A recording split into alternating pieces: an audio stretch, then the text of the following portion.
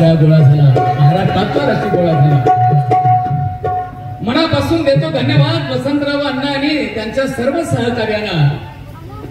मानाचा मुजरा तुम्हा रसिकजन मान्यवरांना, मानाचा मुजरा तुम्हा रसिकजन मान्यवरांना. या ठिकाणी मिळालेल्या वेळेमध्ये जास्तीत जास्त कार्यक्रम आपल्या पुढे सादर करण्याचा प्रयत्न करेन. मी पहिल्यांदा संधी माझ्या बाल कलाकारांना देतोय.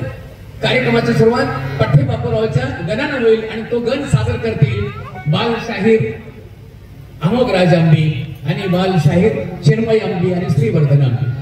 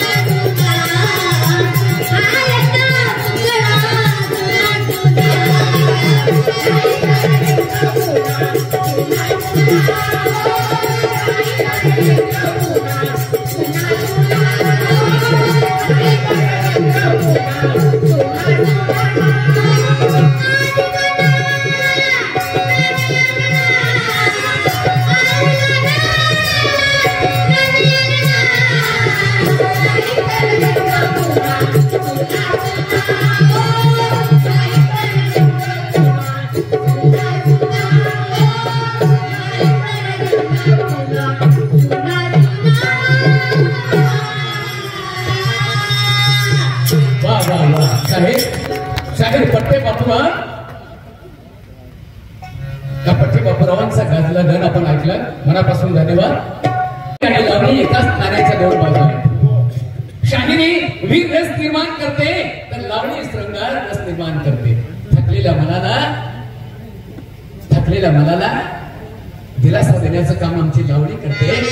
आणि पण मार्ग या मनाला असं म्हटलं जातं, आमच्या एका शाहिरानं लिहून ठेवलेलं आहे, मरगळलेल्या मनाला चेतना देण्याचं काम शाहिरी वीर रस निर्माण करते. बंधूंनो, मी धन्यवाद देतोय वसंतरावांना आणि त्यांच्या सहकार्याला. गेल्या वर्षापासून आमच्या शाहिरी लोककलावंतांना तुम्ही इथं संधी दिली, धन्यवाद मनापासून द्यावे तेवढे आहेत. कारण मगाशी संपतरावच्या पार्लेकर सरांनी सांगितलं, जेवढी तमाशाची गरज आहे तेवढी शाहिरीची गरज आहे. आणि एकाच नाण्याच्या दोन बाजू आहेत बंधूंनो. आणि म्हणून पठ्यबापांना मुद्रा करण्यासाठी म्हणून हा गण पठ्यबापाचा गायला मी लगेच शाहिरीकडे वळतोय, बोलण्यामध्ये अधिक वेळ न घेता. कारण छत्रपती शिवाजी राजांच्या काळापासून चालत आलेली शाहिरी त्याच्या अगोदरपासून आहे, पण आम्ही मानतो छत्रपतींच्या काळापासून. ज्ञानेश्वरीपासून त्याचा उल्लेख आढळतो. शिवजन्मापूर्वीचा जर महाराष्ट्र बंधून आपण पाहिला तर या महाराष्ट्रामध्ये दिवसा ढवळ्या लुटारी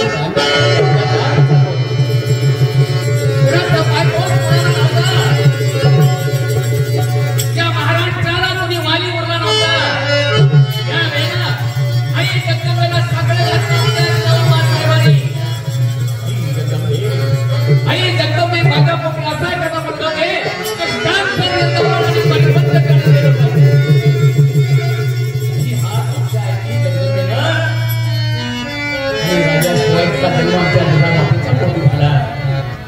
तो कसा शिवजन्माचा छोटासा पोवाडा घेऊन येतो.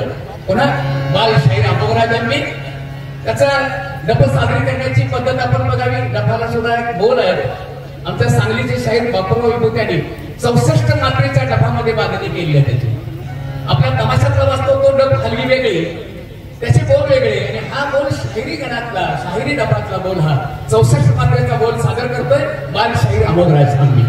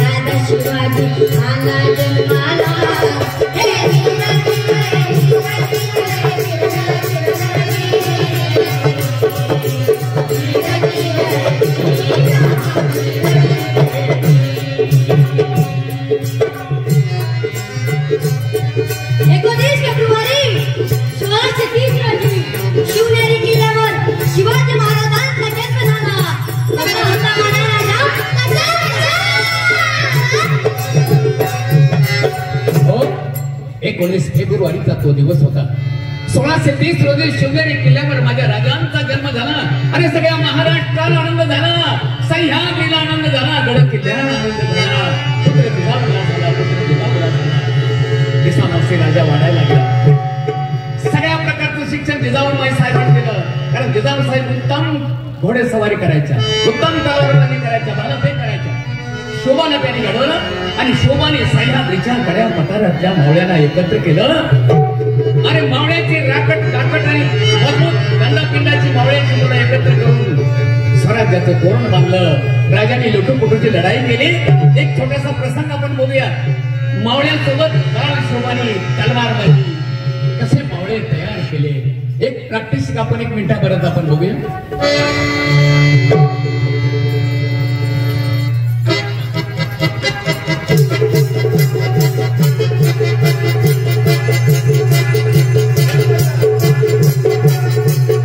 बोला छत्रपती शिवाजी महाराज की.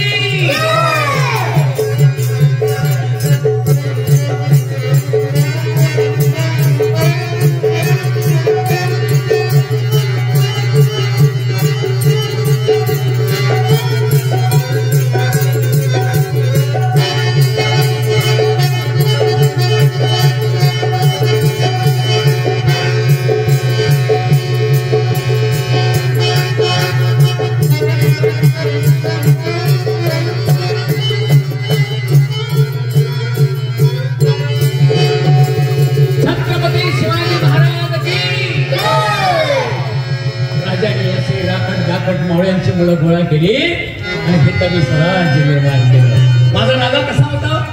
शाहीर आपल्या पोवड्यात पुढे सांगतात. विशाल नाक, विशाल महाल, पाणीदार नाक, सळपातळ शरीर, मजबूत शरीर. कसा होता माझा राजा? बाल शाहीर आपल्या पोवड्यातून सांगतात. आणि कसा होता माझा राजा? बघा शाहीर आपल्या पोवड्यातून पुढे सांगतात.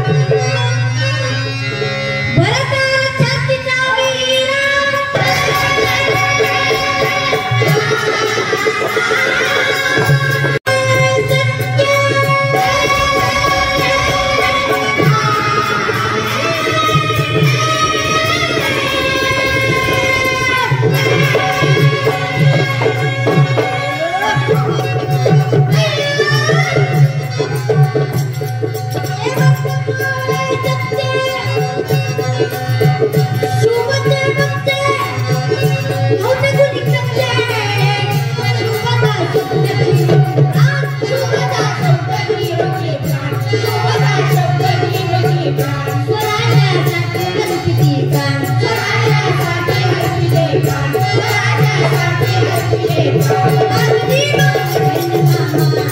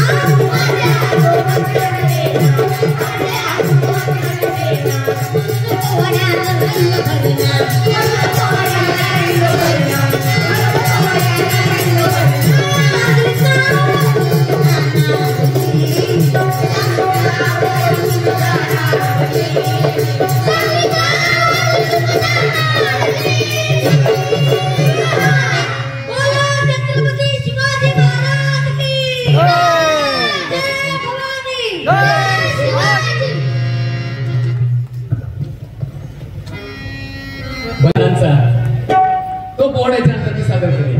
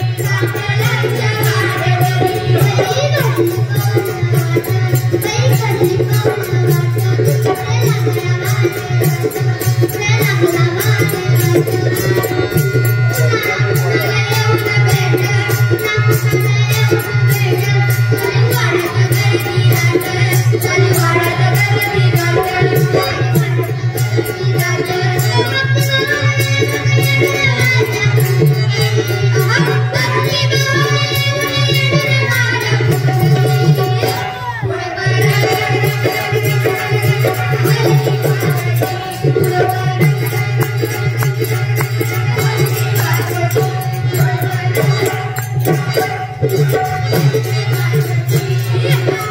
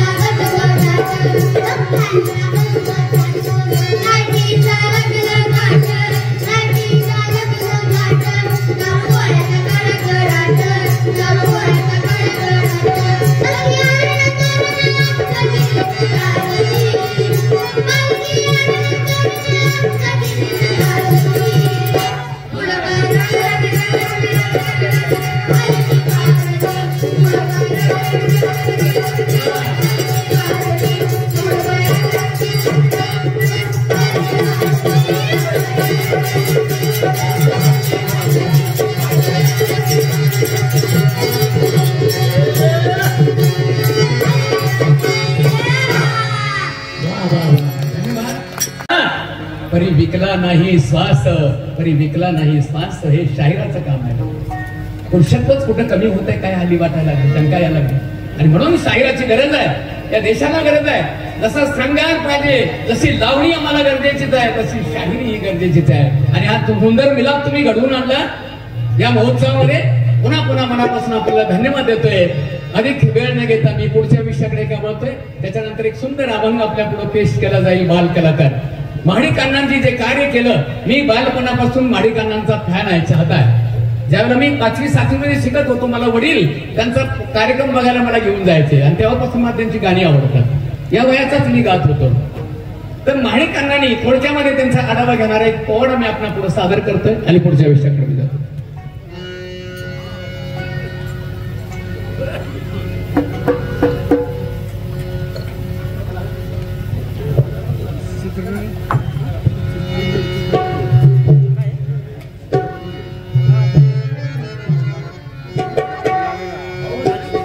माईक वरती घ्या जरा.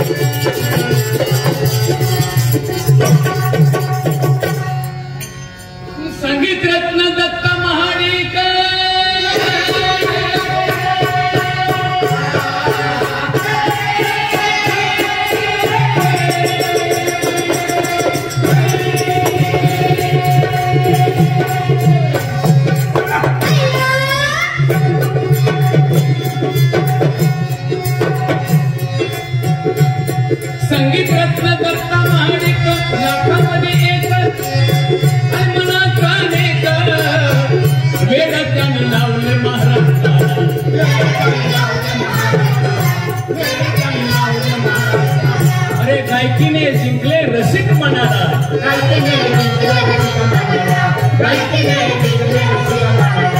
अण्णांच्या गात पोवाड्याला,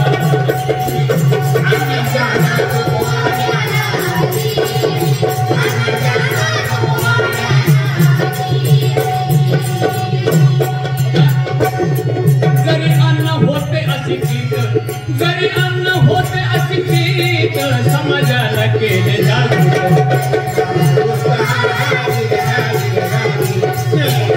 माझी महिना मला झोप येईना, तुकारामाची गायली अभंगवाणी, अहो तुकारामाची गायली अभंगवाणी.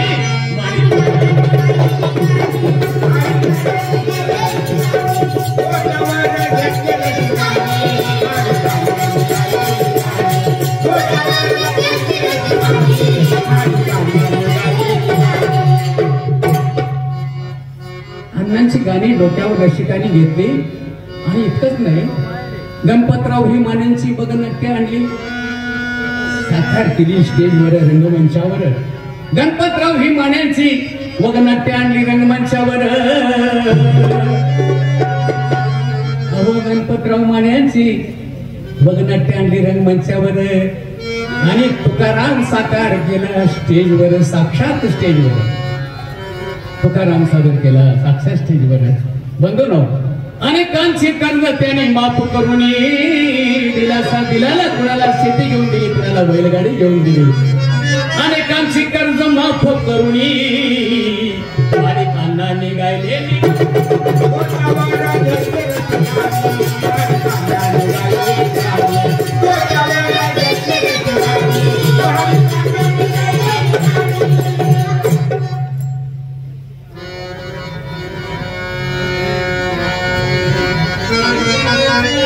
स्वतःचे संगीत स्वतः देणारे होते संगीतकार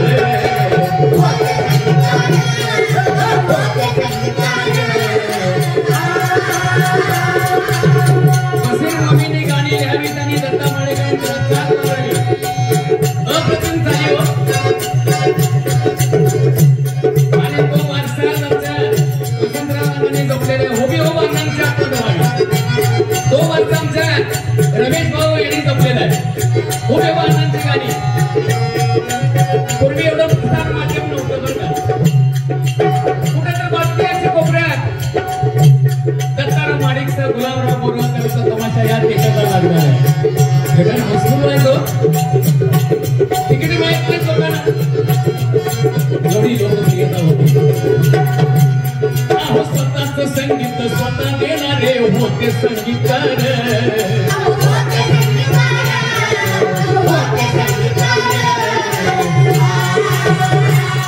आणि त्यांची सगळी गाणी आज सुद्धा सर्व गाण्यांनी गाणं घातलंय आज समाज म्हणावं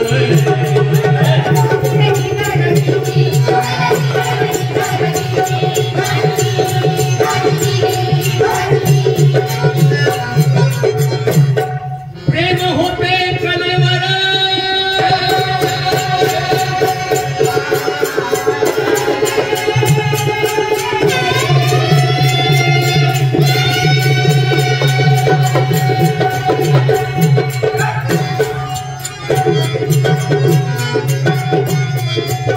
होते कलेवर कलाकारावर नव्हतं पैशावर स्वतः कर्जबाजारी स्वतः झाले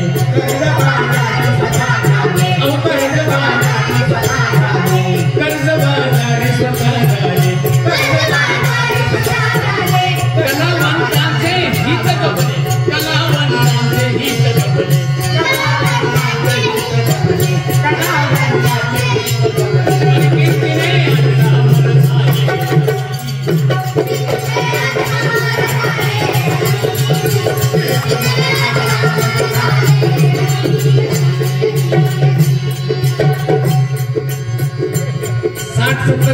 च्या दशकांमध्ये त्यांनी महाराष्ट्राला वेळ केलं ही जोडी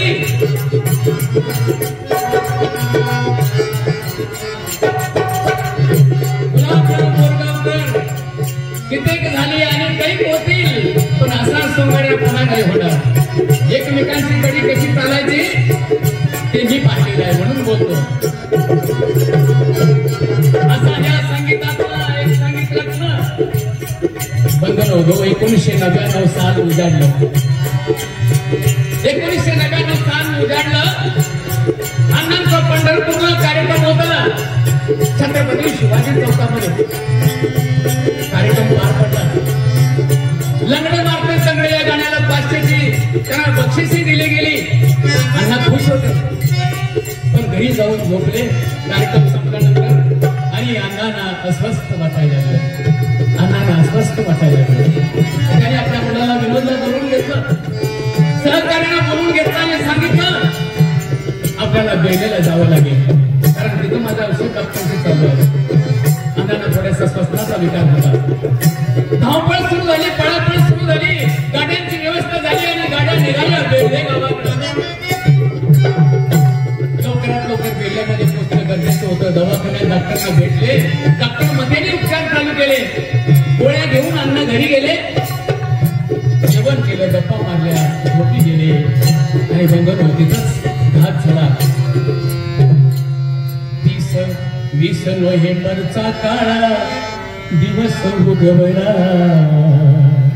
अहो 20 नोव्हेंबर काळा दिवस उगवला संगीतातला सूर हरपला